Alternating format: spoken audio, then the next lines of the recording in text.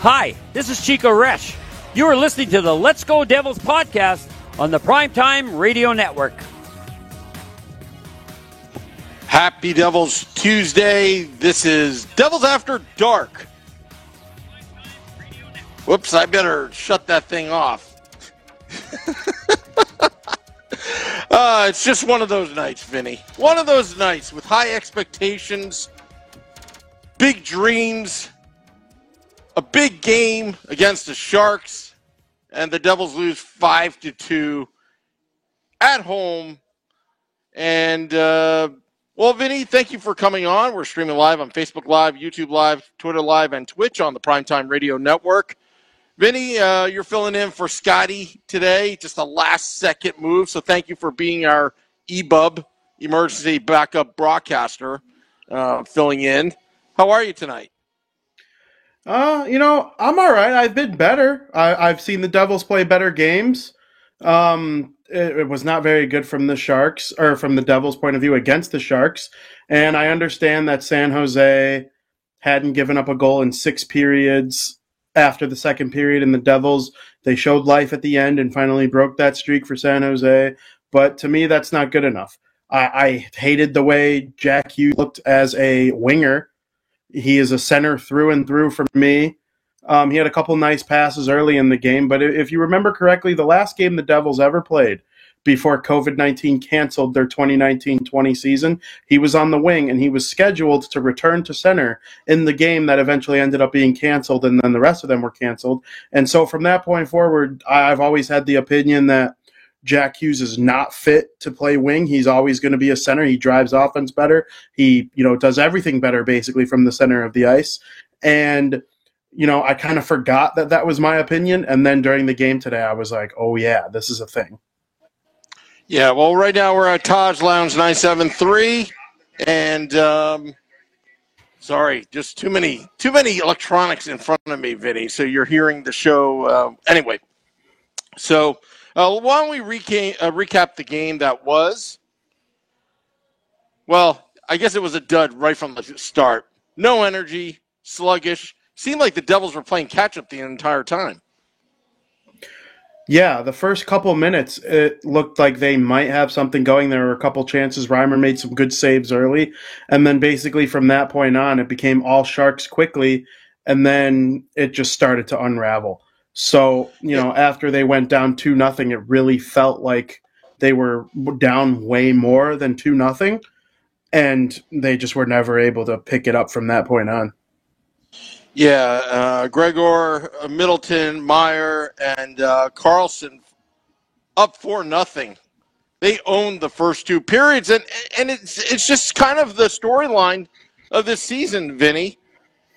The Devils are maybe the comeback kids, but they don't get started to the third period. It's almost like they're either procrastinating, getting in the game, or do they need to be down by 4 goals before they start striking back? But you can't be down 4-0 to the Sharks at any point in the game. No, I mean, why the slow start? No.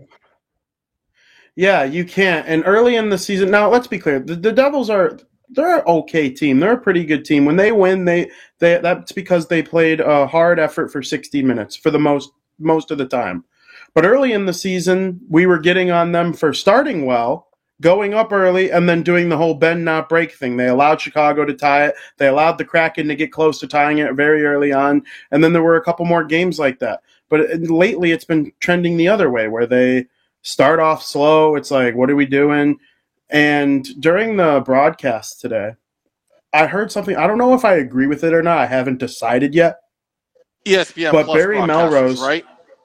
Yes, Barry Melrose decided to say during the intermission that he thinks the reason the Devils look the way that they look is because they were all focused on the Jack Hughes stuff and him returning and the contract and all that, and that it took away from the game. And I'm just not sure that that's the case. It felt like they would have got smoked by the Sharks no matter what tonight. They just didn't have it for whatever reason. So, and the Sharks starting their road trip pretty well. I mean, now they're 2-0 on the East Coast, and again, I don't know. Maybe from a media standpoint, it was a distraction, but really, we've seen this before with the New Jersey Devils this year. It's Jekyll and Hyde. It's either they play a full 60 minutes or they have to come back in the third period. And then that's one of those games today. Against the Flyers, they played a full 60, but tonight they had to come back. And, well, before you know it, in the third period, Tomas Tatar, fourth goal of the season from Zacha and Hischier. So now it's 4-1 halfway through the third period. And you're like, okay, all right, well, this is why we still watch the games. And we've said this over and over and over, that last season, before you could get your beer and sit down, the Devils were already down 4-0, and you knew the game was already scripted. But with these Devils, you just never know. The third period's always an interesting period. So the Sharks take have a 4-1 lead, and then they strike again. I don't know. Are you in the mood to do it? Because somebody made the score sheet. Yeah, I mean, I don't know. It was tough. Yeah. It's one of those games that, like, you think about how it went, and it fits into the category of one of the worst games of the season. I certainly don't think it was the worst game of the season. I hated everything about myself during the Anaheim game way more. And this game felt like they were going to at least show life at the end, which they did. I loved seeing Nico Hischier make a great play to find Zacha, who's always going to be putting the puck on the net. And then, of course, Tomas Tatar was the benefit of that. And then seeing Andreas Johnsson and Jesper Bratt continue their chemistry, even though Hughes is back in the lineup, it's something that I wanted to see right away, and it was there in the later stages of the game. So, yeah, and then what about that last goal, that the empty netter that the Sharks had? Was that Ty Smith that gave up that puck? I mean, how many times have we seen that? It's lazy to me. It's just lazy, expecting the guy to be there, and if he's not there, you've got a wide open net. So, again, I believe it was Ty Smith. Going to win the game. But we've seen this happen over and over again with Ty Smith. And that's, that's unacceptable. It's got to get corrected right away. I know they scratched him for 2 games, and now he's on the third pairing with PK Subban. But he's out there on the ice down 2 goals late with the empty net. And that means, obviously, Lindy Ruff has faith in his offensive abilities, which you're looking for offense when you're down 2 goals with 3 minutes left in the third. So, I totally get why Ty Smith is out there. He's supremely skilled. But, if you're going to be standing right in front of the empty cage like that, you can't be doing that. It's not the right way to play just to assume that people are going to be there. So, yeah, I'm with you. Tough play. Tough play. Little Fireboy 87 on YouTube Live says, well, Graves had 6 blocks. So other than that, the glaring goal when he was one of 4 Devils in the corner for an open net goal, he was a game changer. Could have been a lot worse. Ramona Rice writes, Ty Smith plays like he's scared. I think, what kind of injury did he have before? Do you remember? That Ty Smith, wasn't it a lower body injury? Yeah, I don't think they ever said exactly what it was. Yeah, they never do, right? So, I don't know if he's playing tentative or whatnot, but, again, this is not the Ty Smith that we saw last season. And I don't know if he's playing hurt or whatnot, but, we're seeing it time and time again. It seems like it'd be a broken record. And some of the comments on the Facebook Live, Steve Tardas says Smith-Subban pairing a disaster. Severson needs to go. We hear it all and on and on and on and on. But something's up with Ty Smith, Yeah, and I don't know if it's mental or physical. I agree with you. Saying Severson's got to go, that's tough to hear from me because I don't even slightly agree. But, he makes his mistakes here and there. But Ty Smith is certainly having a very rough go of it. And I think people they're going to get on him and they're going to think, this and that, say things about him that they're going to regret saying later because you might remember some of the other Devils young players that started off rough and then the following year got better and better. Talking about Zaka, McLeod, even someone like Andreas Janssen. So I wouldn't give up on Ty Smith too soon. I wouldn't, just put the X on this guy if I'm a fan of the team, which I am. And so I'm certainly going to look at Ty Smith as somebody, hey, how can we help get him back to where he once was, not just scratch him every single game. Yeah, I mean, Steve Tardis does say that I'm high on Smith long term, but at the moment he needs the time to develop his game, though. Yeah, I would agree. I don't think it's appropriate at this point to send him down to the AHL to get his mojo back. But at some point, if he's caught, costly games. Now, granted, the game it wasn't his fault, but just those little things. Those little things matter. It just looked like a lazy play to me. You have an empty net. You can't be just giving the puck away casually like that. You got to get it out of there. You just basically handed them a goal, and But Tatar, he seems like he plays better when he's getting those garbage type goals. When he's not being so fancy and just traffic in front of the net, fourth of the season. But he needs to get himself going as well. But as of late, he has been scoring, but. Just, I don't know. Tatar has been giving me vibes of Nikita Gusev from last season. Kind of struggling overall, but he decides it's always appropriate to score a goal when they're down by 2 or more late in the third period. And, those to me, no goals are garbage, but they're garbage goals. Like, by the definition of they're there, they're going to be on your stat sheet. They might make you look more worthy, but when you watch the game instead of just looking at the stat sheet, that a lot of his goals have come at times where it doesn't really help or hurt the team.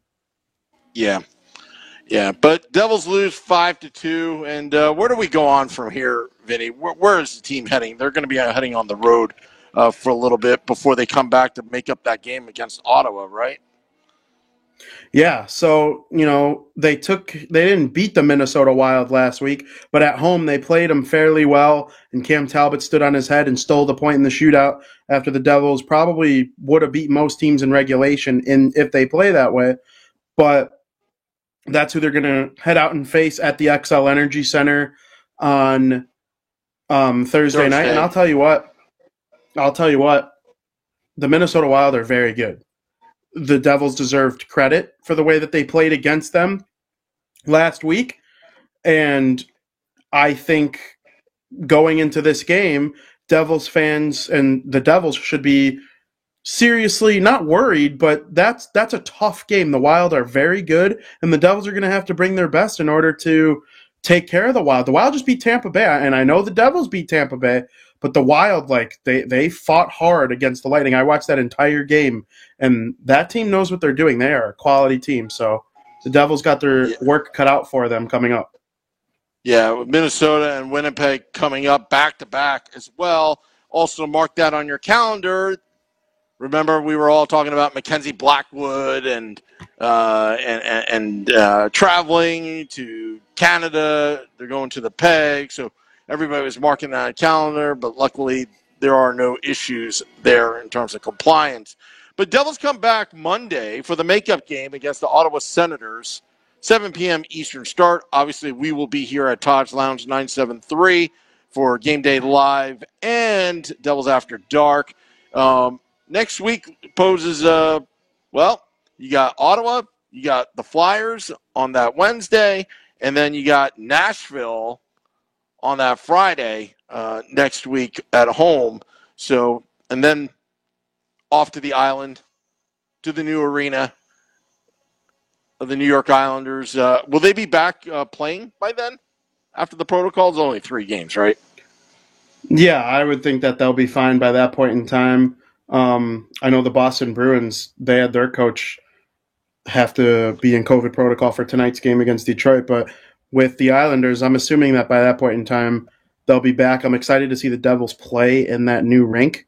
I know it's a long ways away, but there are some good teams between now and then, and there are some teams that the Devils should be able to beat. but every team in the league is hard to face now. So the future, it's tough, but it's also doable because I have faith in this Devils team. I really do. Yeah, I do too. It's part of the process. But, again, whatever Barry Melrose said, I don't think so. Jack Hughes was inserted in the lineup, should have given a boost. Maybe the media's eyes were on Jack Hughes, but we've seen this story before.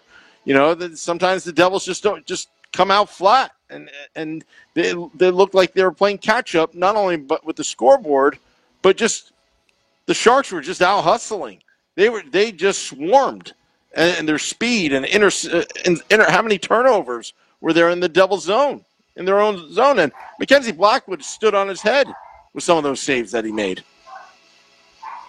Yeah, and they need to get that corrected in order to beat any good team going forward. It's just not the way that they should be playing at any time, and you can't hang out Mackenzie Blackwood to dry like that. Like, he is just so good all the time, and he made it where the Devils could have lost way worse than they did against the Sharks tonight.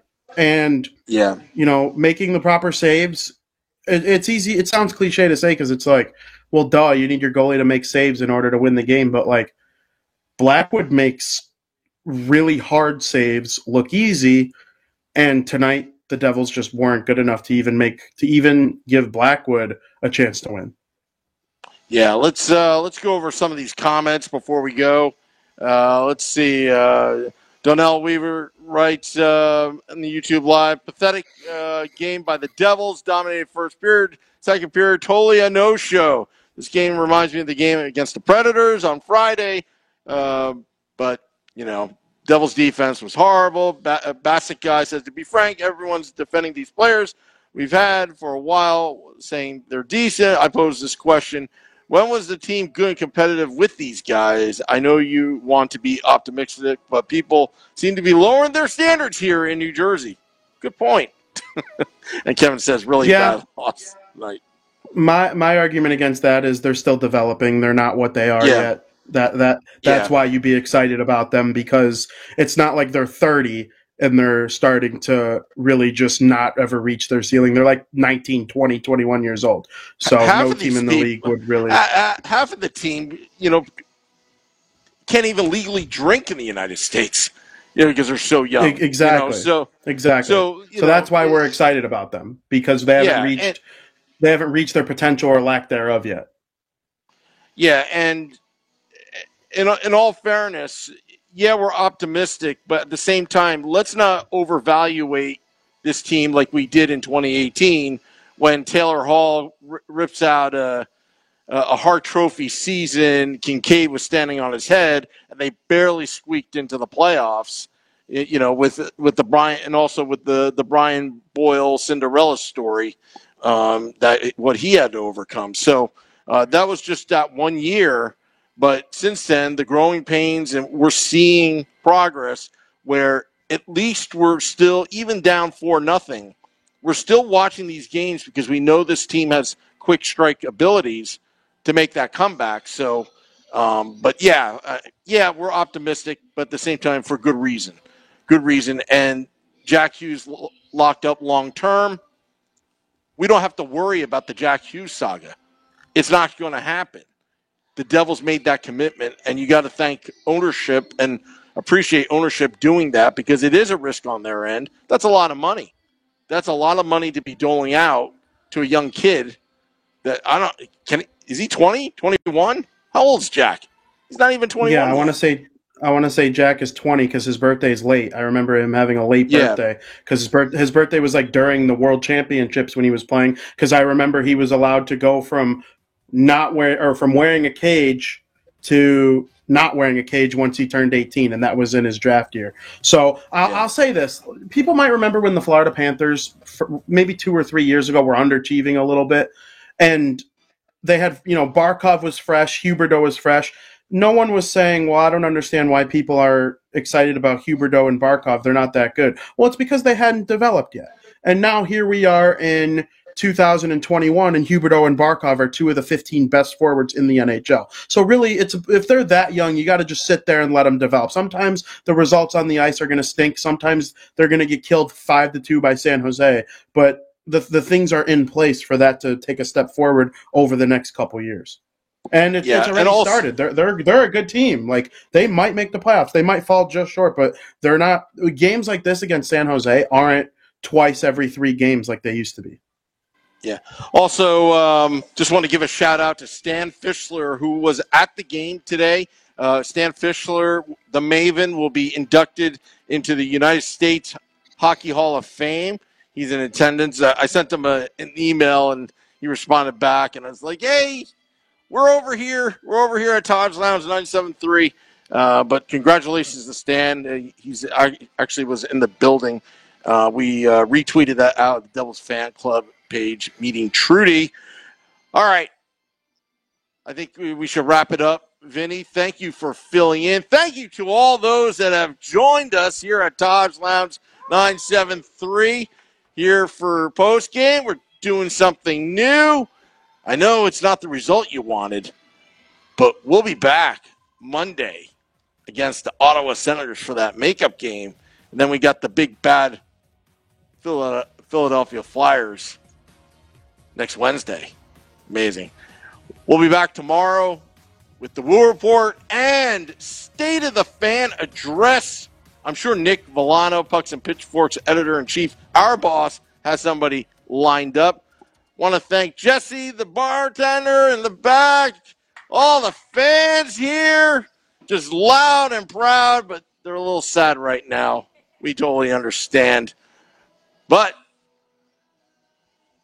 the music just cut out. It's coming back.